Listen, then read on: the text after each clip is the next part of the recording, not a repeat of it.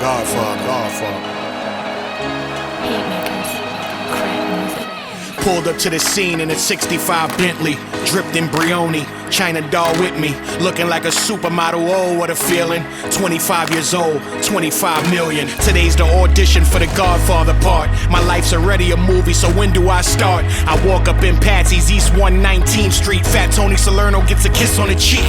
I know my way around, not my first time here. Been doing overnight Ziganet loans for 10 years. I say hello to Danny Pagano and Tough Tony. Nicky Domino gives me a nod, they all know me. They ask why I'm there so early, I say the part. They say what part? I say the movie, why not? I don't look like Carlo, they all begin laughing. 3 p.m. ready for the lights, cameras, action. Gianni getting your zone. My name is Gianni Russo, a.k.a. Carlo, the infamous son-in-law from The Godfather.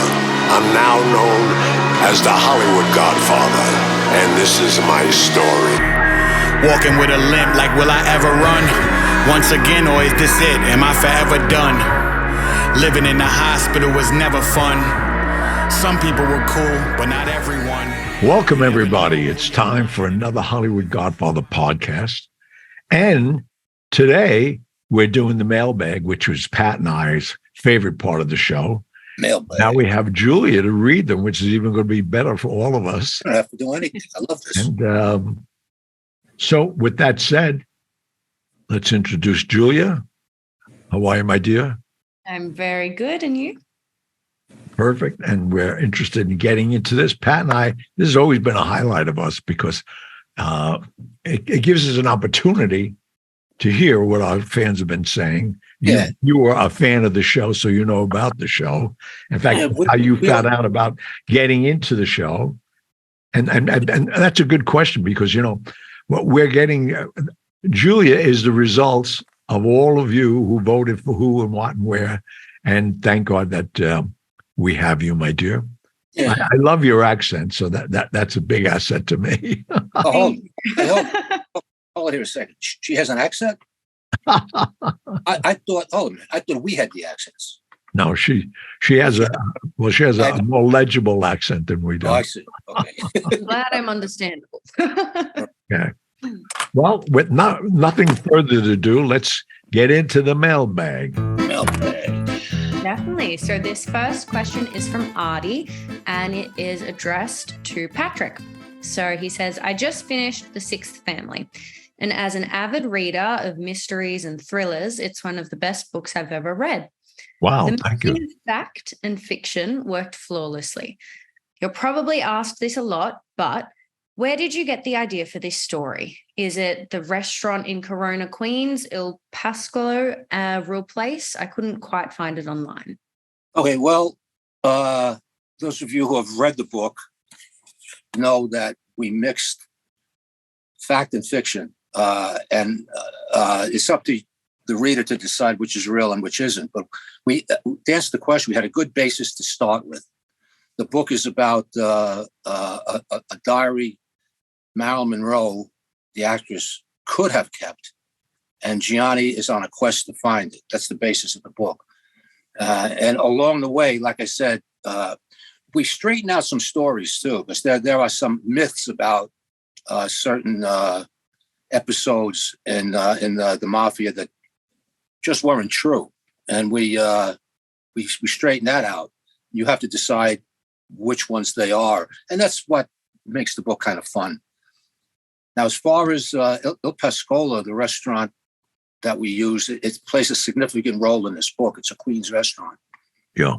So we're not going to go any further than that. Yeah, it's a real restaurant. We just changed the name of it. And those of you who are ever in the Corona Avenue area, Corona, Queens, and you want a good place to eat, just ask, where's a good Italian restaurant around here? And you'll get to the real Il Pascolo. That's what we're going to say about that. As far as ideas, fiction for me, it takes on a life of itself. It really didn't have a plan. Gianni, I talked about this every day. It just went from day to day. What would happen if? You know, what would you do next? And it turned out to be a great book, if I do say so myself. So, and we're getting great comments from like viewers. And for the audience that don't know why we went into getting into novels and fiction, is I was told by my lawyers that we were disclosing too much of real lives, and we probably could be liable for mentioning names and people. Yeah, that's the least what we could be. Yeah, I know. That's the least. I just cleaned that up. Yeah, right. So, but I'm glad everybody's enjoying it. And we want to remind you, the Audible is up now, and I read that. So if you haven't gotten to that yet, and you're on Johnny's narrator. Johnny's a narrator of that book. He did a hell of a job, as he did on the first one. So next question. Yeah. So the next one is from Oscar, and it's for Gianni. Gianni, salutations from Nashville, Tennessee. Big fan, and was wondering if you remember Jimmy Chagra while you were living in Vegas. Heard he was a rich guy who made his millions smuggling drugs in the 70s. Wondering if you ever had any crossings with him or at your restaurant. He apparently hired Woody Harrelson's dad to murder federal judge. Thanks in advance for any information. Well, I think he was a big customer of mine. First in my club at the Tropicana, which, was a high roller club, and that opened at midnight. And I had the pleasure of Elvis opening that. And then when I opened State Street, all this guy had was cash. When you live in Vegas and you live the life I'm living in Vegas, you don't ask where the money comes from. As long as you're spending in my place, come on in. Yeah. Okay, that's moving on with that one. Yeah. The next one is from Chris, also for Gianni. Gianni and Patrick love the podcast. Gianni, in an earlier episode, you spoke of boarding a ship to Italy and, among other things, becoming a renowned chef. Would you please tell us the top 3 dishes you would make for your dearest friends and family? I listen to many different podcasts, and this is by far my favorite. Oh, thank you. We appreciate that. Well, out of necessity of just staying in Europe for 22 months, and I love food, I went to different great restaurants and had nothing to do until I was told I could come back. So I would go back the next day, talk to the chef, and say, I'd really like to learn these dishes and help you in the kitchen. I don't want no pay or anything. And they knew I had friends over there, and that's what I did. But I was smart enough to get a letter from each restaurant. And when I got to Rome, I went to the famous Angelo's, and he was part of the culinary arts school there. So I got a sommelier license, and I'm into sauces. I love it. My favorite dishes way back then are not my favorite dishes now because I'm really low on cheese. But my Alfredo was my best. But Heart attack on the plate. What's that? Heart attack on the plate. Oh my God, yeah. Tell me about it. Especially if you're using the real Giamo and the fresh mozzarella and the ricotta cheese. And the 14 eggs. Yeah, 14 eggs. And they were even putting masala wine in some of it. It was like crazy. No, but now I'm eating a lot better. I'm happy with my new sauces that you'll be hearing about. I'm producing 6 new sauces of my recipes coming out of Sicily, and all the ingredients from there. We're using, San Maranzano tomatoes, but we're doing a lot of marinadas and stuff like the puttanescas. So that's what I'm eating now. And so thank you for the question. You're eating well. Gianni, I predict you're going to live to be 80. Yep. Without a doubt. Okay. So I'm a seer. There you go. Next. So the next question is from Asaf Wiseman in Israel, and it's for Gianni. Wow. Long way.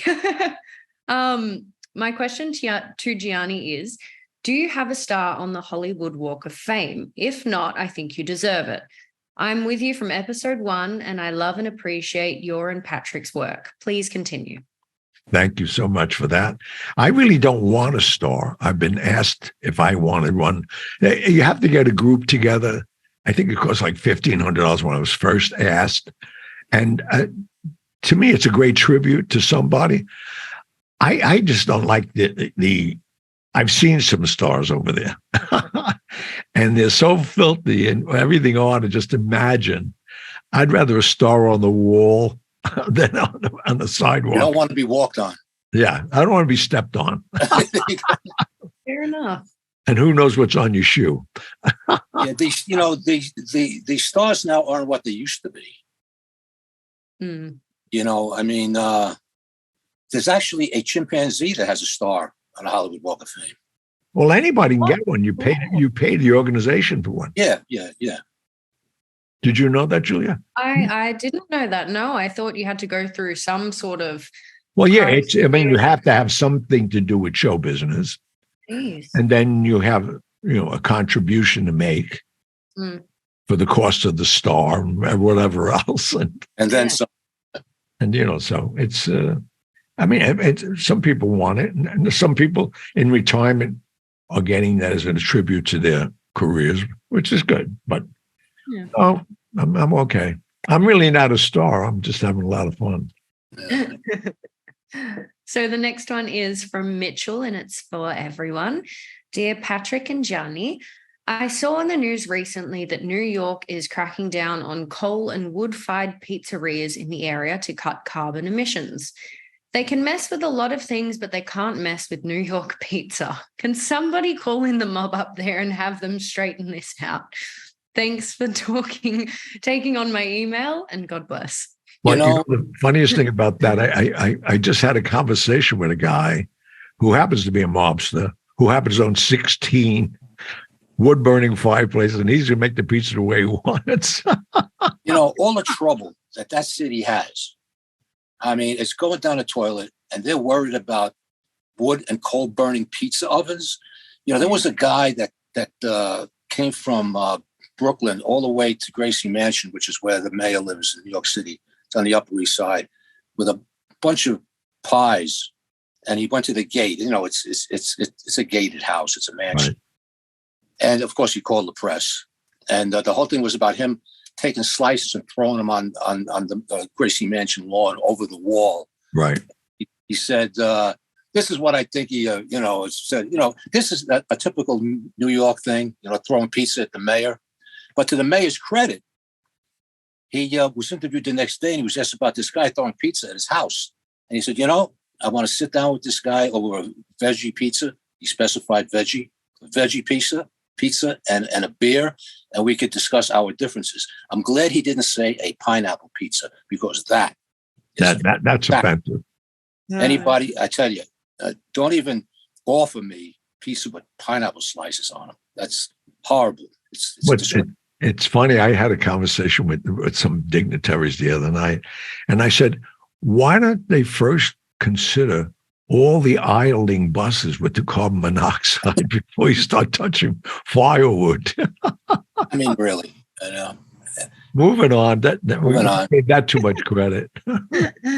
So the next one is from Cody McIntosh for Gianni. Mr. Russo, my name is Cody McIntosh, and I live in Stewartsville, Missouri. I'm a big fan of yours. I love your movies, and I love watching your podcast, Hollywood Godfather. I also own your book, The Hollywood Godfather.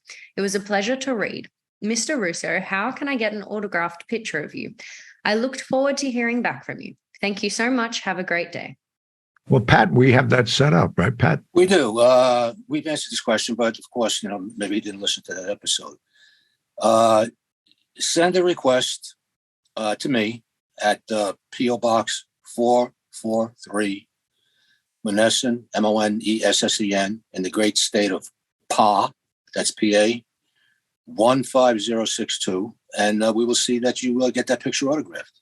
Oh, do you have pictures, John? Do you have headshots? Oh my God, do I ever? Okay, well, send me a few, all right? Yeah. And then, but we also want to put into that, make sure it's a self-addressed stamped envelope. Yeah, because otherwise, our budget will go $10,000 a month to sending books. Actually, go broke sending out pictures of himself. So yeah, and our books. How many people send their books to be autographed?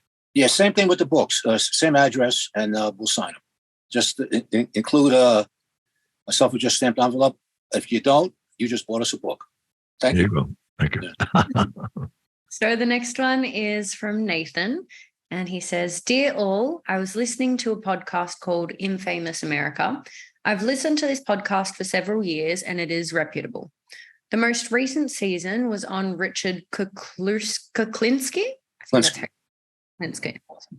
Their research on the season finds that Kuklinski was involved with Roy DeMeyo's death and involved with Paul Castellano's killing. You have covered Kuklinski in a previous episode, and I wanted to get your thoughts. Kuklinski was a legend in his own mind. Hello. I'm not saying he didn't kill people, but according to him, he killed everybody. He killed everybody from Julius Caesar to Cock Robin. No, he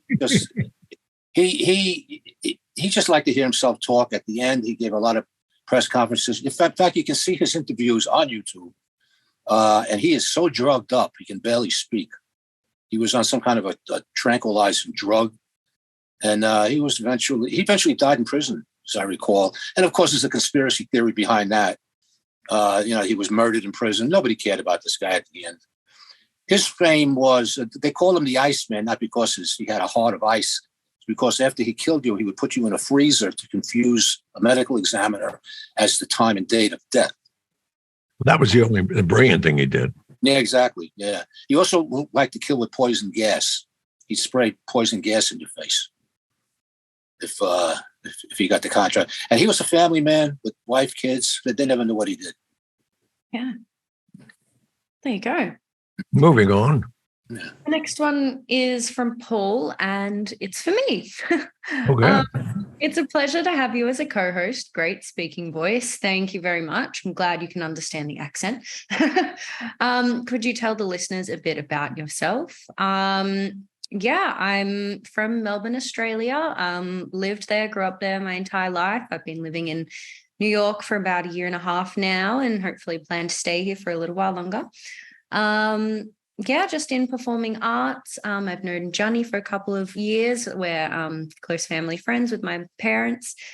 And just, trying it out in the business. And that's a little bit about me. Well, what's going to happen is, I think I've mentioned this in the past, in a little while, it's going to be your podcast because everybody's going to be interested in you. And they're going to say, who are these two old guys on Julia's podcast? That's the way that's going to work. But thank you for your inquiry and thank you for noticing it because we appreciate her already. And I definitely appreciate it as well. So thank you very much, Paul. The next one is for Patrick, and it is from Philip. Hey guys, great shows. I was wondering if you had any stories about the French Connection, the actors, the story, etc. Thanks. Keep up all the good work. Regards. Well, a little known fact, I was an extra in the movie. And that's because I didn't know that. I was an extra in quite a few movies because the unit I was in, which I often speak about, the Tactical Control Force, the TPF, did all the security for movies shot on location in New York. Oh, wow. And they say, hey, we need a cop, that type of thing. So, the French Connection was real. It was, at the time, heroin was coming from Marseille, France. Right. And that was the case. Now, this was the largest cocaine heroin seizure up until that time in American history. Now, it wouldn't even make page 6. Exactly. But for the time, it was a lot. I believe it was 200 kilos or something like that. I mean, it's a lot. It's a lot of heroin, but it doesn't really, say to what's happening today. But that the French Connection heroin was stored in the NYPD property clerk's room, which is a misnomer because the room is a warehouse the size of 3 football fields. And one day it just vanished. Somebody passing themselves off as a cop. When you make an arrest as a police officer and there's evidence seized, it goes to the property clerk.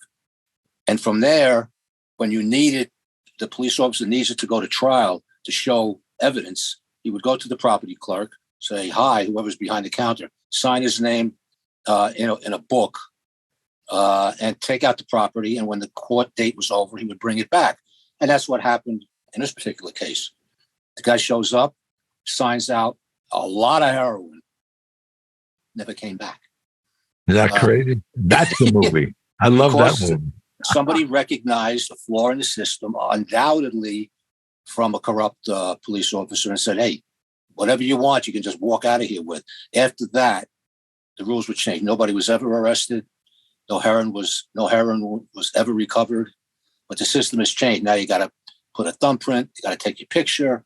Now, everything's been computerized, but the French Connection heroin is in somebody's arms. It's long gone. Long gone.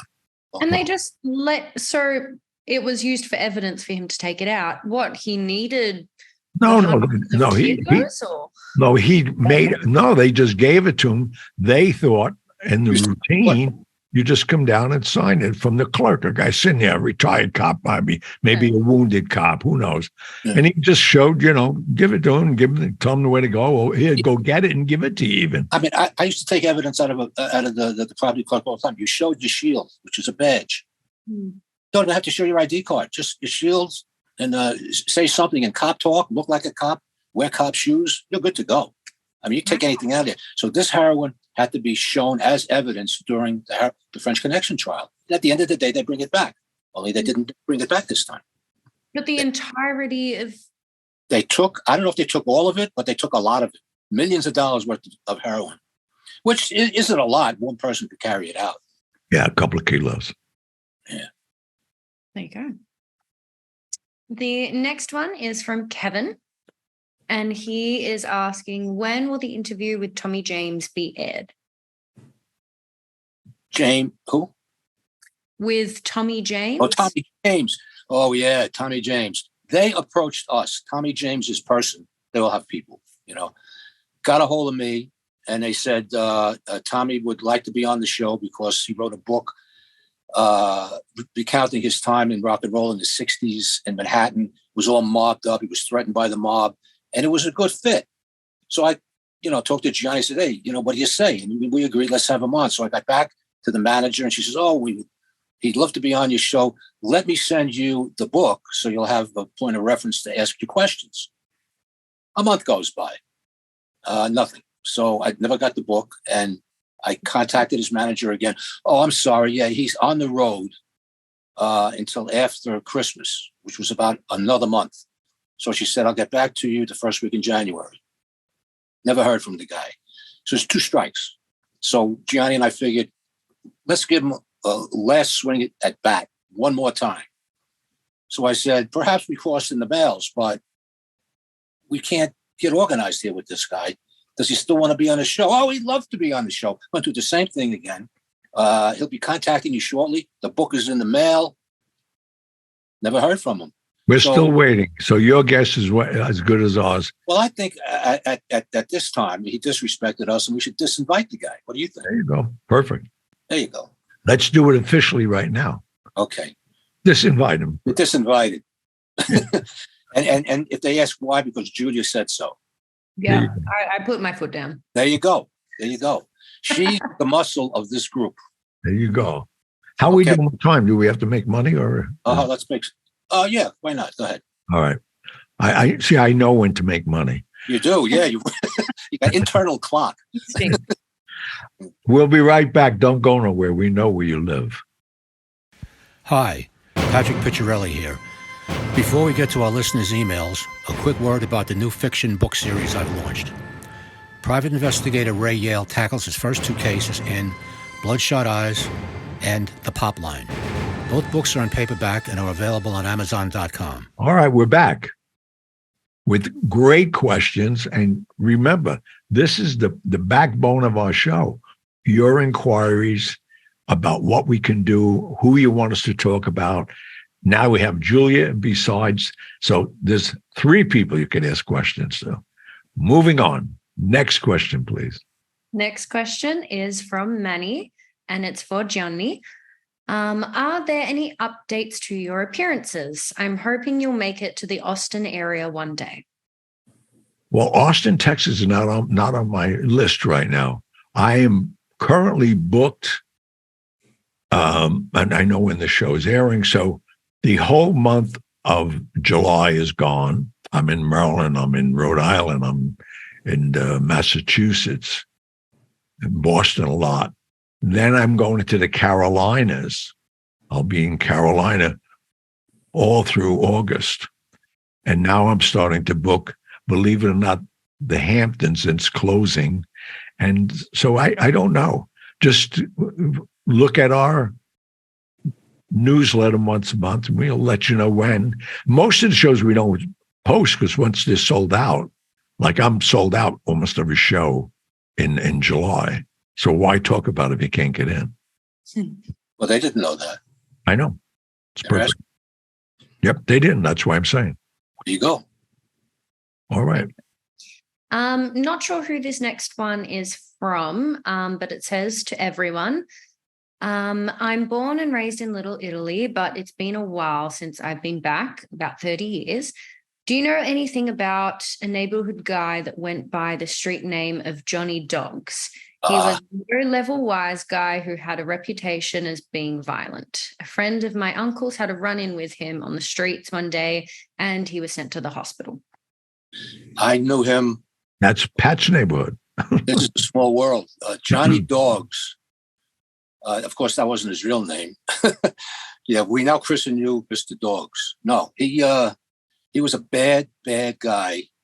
He bought my father's restaurant. It's a small world. He bought my father's restaurant after my father passed away. And I tell you the way this guy was 14 years old. My father died. And I was 14. I didn't handle finances or anything like that. But my mother would send me down there once a month to pick up money because he didn't pay the whole thing up front. And one time I went down there with a friend of mine. I always go down with somebody, young boys take a train. I get a whole pile of money and then we go home. But I said something to him. I must have insulted him, as young wise guys do. In the real definition of the term, I was just a kid, a teenage kid. I must have ran off at the mouth and said something. But he said, "Can I see you in the kitchen for a bit?" And my friend was with a guy named John Florio, and he waited in the dining room. And I turned the corner. As soon as I turned the corner, he's waiting, and he punches me in the jaw. 14 years old. I don't recall whether it was hard. It didn't knock me down, didn't knock me out. I didn't even have to step back. I just looked at him. And he said something that's lost to the ages. I mean, this was my father died in 1960. I told you how long ago that was. But I knew Johnny Dogs. And he, because of his sparkling personality, he destroyed the business within about 2 years. And he had to sell out to a Chinese restaurant, which remains there to this day. Oh, great. What a nasty guy. I never knew him. Yeah, you're better off. Trust me. Moving on. So the next one is from Eddie, and it's for Patrick. This may sound simplistic, but what does it take to become a good detective? I'm assuming this isn't something you can learn in school. No, there are no detective schools. Oh, there probably are somewhere, but you're not going to learn anything there. The main thing, there's a lot of things, to being a good detective, but the main one is have an open mind. And I can't, what always annoys me is when I see high profile cases and I see it's being mishandled. The JonBenét Ramsey case comes to mind quickly. JonBenét Ramsey was murdered in 1994. She was a 6-year-old kid. Everybody knows the story, but for those of you who don't, she was killed in her own home. Her body was found in the basement. That said, the parents are always the first ones to be suspect, and that's fine. But these detectives got pissed off because the parents invoked their right to counsel. That's why it's called a right. Hello. Anybody that talks to this is a capital case.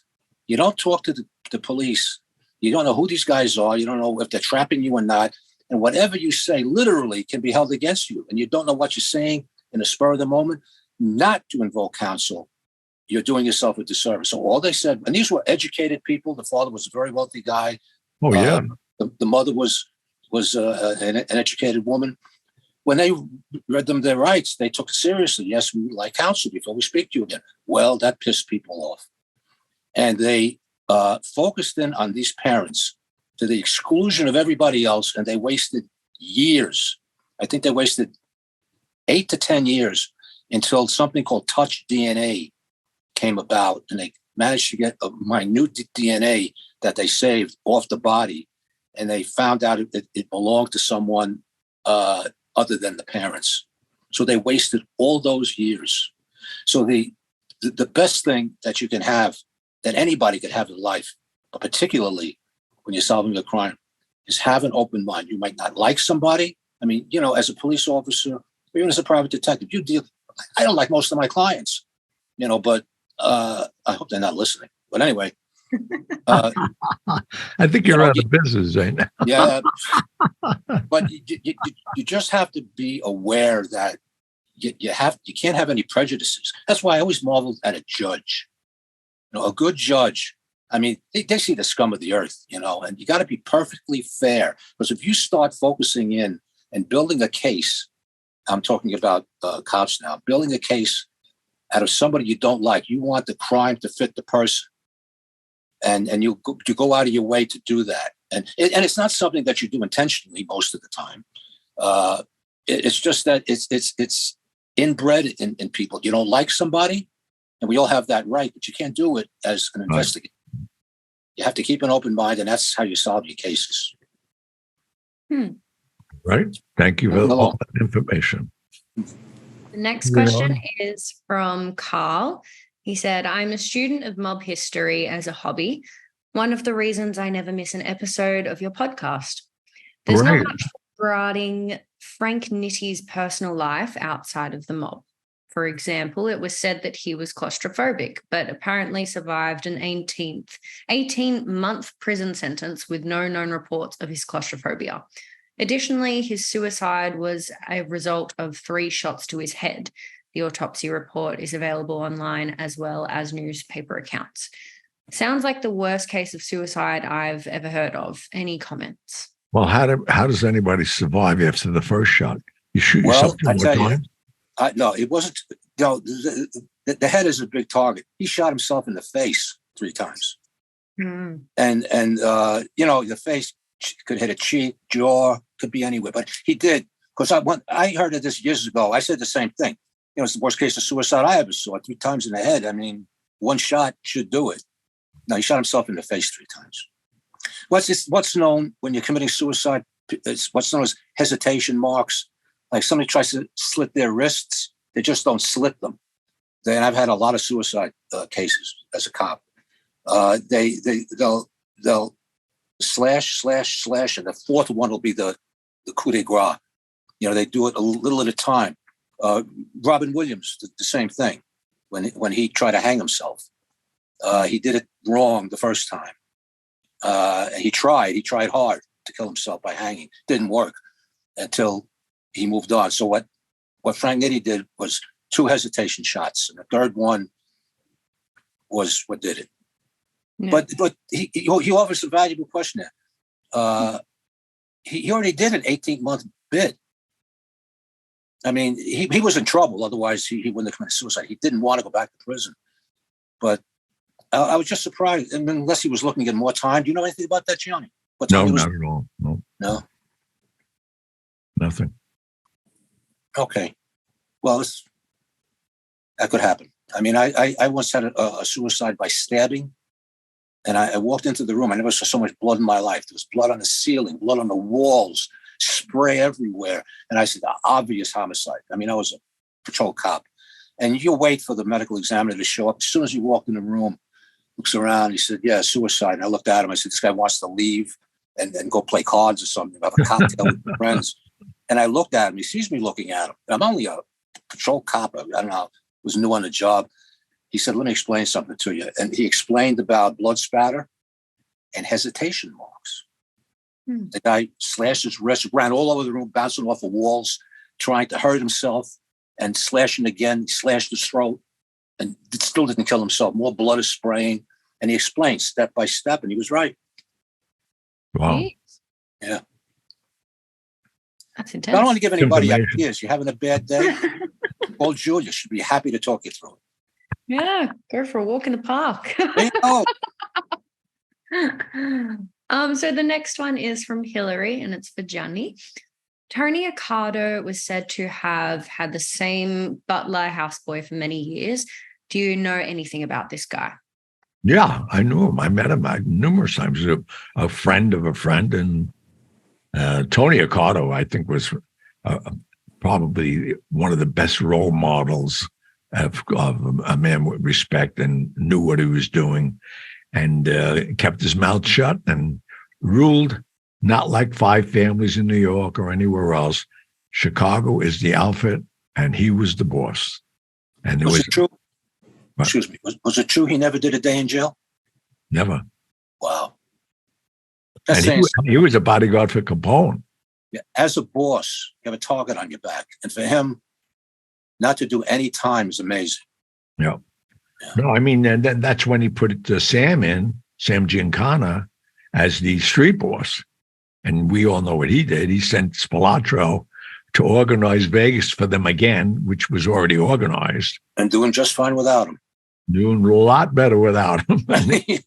He destroyed the mob. He single-handedly destroyed mob presence in Nevada from that day on. Well, Spilatro paid for it. Oh my God, did he ever? By the way, Anthony Spilatro is featured prominently in The Sixth Family. Oh my God, yeah. Oh my God. What we tell in the book about Spilatro may be what really happened to him. You decide. Yeah. You should buy the book just for that. Just for that. I have never in my life, well, I'm not an avid reader because of many reasons, but when I read that, because I did the audio book, the detail of that, I mean, it was real. Congratulations, Pat, on that chapter. Thank you very much. Well, the next question is from Artie, and it is for everyone. Do you know anything about an unfulfilled contract on Al Capone's life after he was released from prison after his tax evasion sentence? It's alluded to in several books, but the information is vague. But Capone was dying of syphilis anyway, so who was going to kill him? Yeah, but I've read the same thing, and there was never anything specific. But one of the symptoms of syphilis is you can't shut up. The last stage. So they thought he was going to talk. Okay. Yeah, but he was on his own little island over there, and off and it was in Biscayne Bay, right? Yeah. Right off of there. There had to be, there's always been rumors of talk, like Julia said. But did you ever hear anything about anybody wanting to actually do the deed, or just figured he'd be on that island and just let him die? Well, if they, the only thing I know about that island, there was two people there all the time with him. Yeah. So they were the ones who would take him out 2 seconds if they were told to. Yeah, he was only 47 when he died, by the way, folks. Yeah, hello. Everybody thinks Al Capone. You see the movies that Robert De Niro played him, Jason Robards played him. Lots of people played Al Capone, and they always do a mob boss, where you would figure a mob boss in their 40s or 50s, gain power. He was in his mid-20s when he was the king of Chicago. Oh, no, he left here to go there. He left New York and went there. He went in 1919 to work with Johnny Torrio. Yep. But he was 24 years old when he was the boss of Chicago. Well, and he was the boss during the most lucrative time for any crime, during Prohibition. Yeah. But they controlled. You got to have some damn good managerial skills. I mean, everybody trying to take over you. I mean, there's gun battles every day. Yeah. But the manpower he had in Chicago, nobody was going against him. Okay. Moving on. Yeah, this is probably the last question we'll be able to get to today. So this one is from Jean, and it says, it's for Patrick.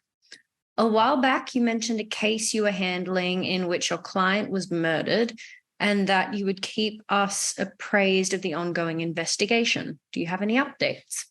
Well, yeah, I never brought it back up again because it is still an ongoing investigation. I'm not involved in it. I'm a private person. But what happened was I had a client whose house was burglarized. We already went through this, but those of you who haven't caught up to that show. Anyway, it was a business dispute. I got involved because of the burglary. I got hired to solve the burglary. While that's going on, he got in a business dispute with a very good friend of his.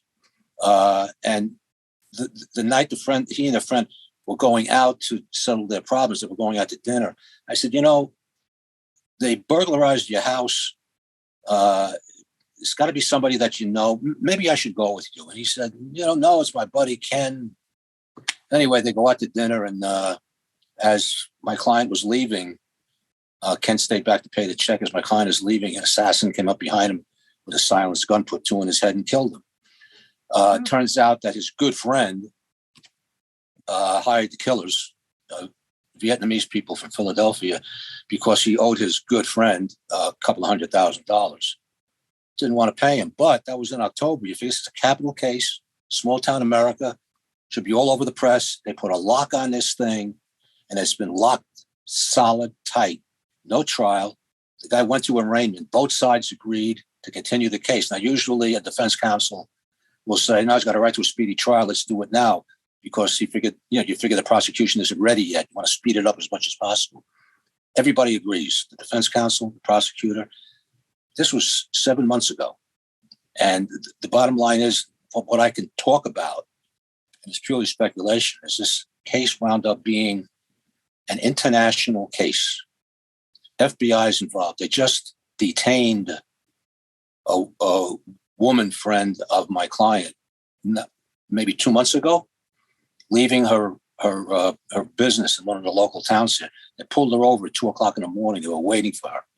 She owns a Chinese grocery store. She had a bag full of money, a lot of money. You sell a lot of egg rolls to make this kind of money. It's 2:00 in the morning. She said she's going to the bank. The cops were waiting for us, state police. The state police don't operate around here. Small town police operate around here. But they held her for the FBI. The FBI comes. They held her overnight. They took her phone. They gave it back to her the next day. And they said, well, you can go on your merry way. Of course, the first thing she did was get a new phone. But this just goes to show you that they're very much on top of this case. And my prediction is there's going to be a lot of people arrested here, including politicians, overseas connections with organized crime. It has a lot to do with human trafficking. And that's what I can say at this point. But once again, I'm not involved. All right. Well, this has been a great show. Thank you all for your inquiries. Keep the cards and letters coming. We want to do shows that you want to hear, so it's up to you to let us know what it is. Julia, thank you for hosting this for us. And Pat, have a great weekend. Everybody out there also. Hey, Johnny, have a good weekend. Julia, same to you. Bye-bye. Bye-bye. Thank you. And that was that. But I'll be back. Thank you for tuning in to the Hollywood Godfather podcast. Want to ask us a question for the mailbag? We love hearing from our fans, so submit your questions online at HollywoodGodfatherPodcast.com, or you can give us a call at 646-776-3038 and leave a message. Contact us anytime with your questions about past or future shows, your favorite celebrity, or anything you'd like to know, and who knows, your question may even make it on the air. Remember to follow us on Instagram and on Facebook at Hollywood Godfather and at Real Johnny Russo. If you like what you hear, please leave us a review with your podcast provider or your video streaming service. We'll be back next week with another exciting show, and who knows who we may have on the show. If you don't want to miss out on an episode, remember to subscribe. Until next time. My life's like scenes out of a movie. I'm the Hollywood Godfather, truly. I got stories with them all. You know, celebrities, world leaders, icons. Who knows what's next for me? I'll never get too old to have a little fun. Come on, I'm Gianni Russo, a genuine one of a kind. What a ride it's been, this life of mine.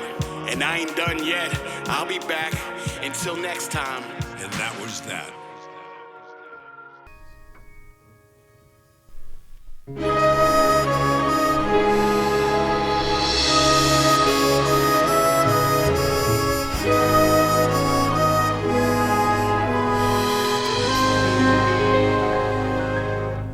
When I was 17, it was a very good year. It was a very good year for small town girls and soft summer nights. we'd hide from the lights on the village green when I was 17.